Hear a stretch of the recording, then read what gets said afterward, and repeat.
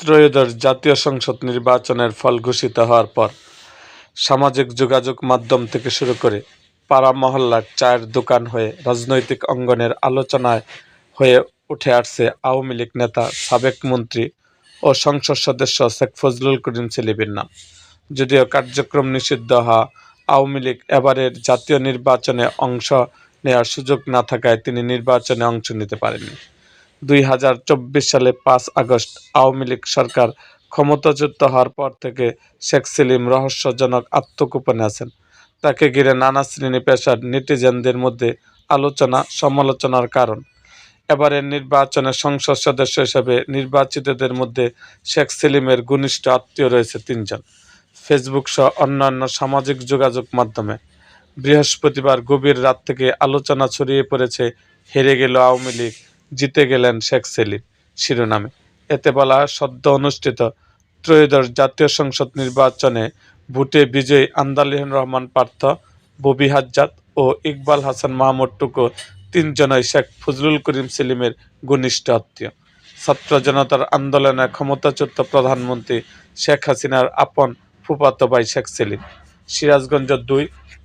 সিরাজগঞ্জ সদর ও কামারখন্দ আসনে বিএনপির মনোনীত ধানের শীষ প্রতীক নিয়ে ইকবাল হাসান মাহমুদ টুকু 1,76,638 ভোট পেয়ে বেসরকারিভাবে বিজয়ী হয়েছেন। শেখ সেলিমের ছোট ছেলে শেখ নাঈমের শ্বশুর বিএনপির প্রভাবশালী এই নেতা ও সাবেক মন্ত্রী ইকবাল হাসান মাহমুদ টুকু ভোলা 1 সদর আসনে জামায়াত ইসলামীর প্রার্থীকে বিপুল ভোটে হারিয়ে বিজেপির চেয়ারম্যান আন্দালিব রহমান পার্থ জয়ী হন। শেখ সেলিমের আপন বোনের বড় ছেলে পার্থ। আবার শেখ সেলিমের ভাই শেখ হেলাল এর মেয়ের জামাইও পার্থ।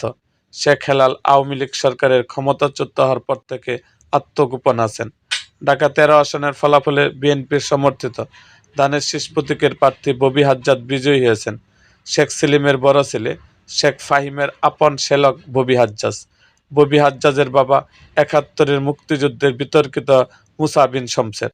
প্রসঙ্গগত গোপালগঞ্জ 2 সদর ও কাশিয়ানীর আংশিক আসনে 1986 সাল থেকে আওয়ামী লীগের হয়ে সংসদ সদস্য ছিলেন শেখ ফজলুল করিম সেলিম।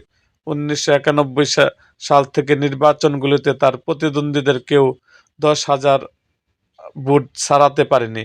আওয়ামী লীগের ক্ষমতাচ্যুত হওয়ার পর শেখ সেলিম আত্মগোপনে চলে গেছেন। এরকম আরও ভিডিও পেতে আমাদের মুক্তাগাছার ইতিহাস মিডিয়া ইউটিউব চ্যানেলটিকে সাবস্ক্রাইব করুন এবং পাশে থাকা বেল আইকনটি বাজিয়ে দিন।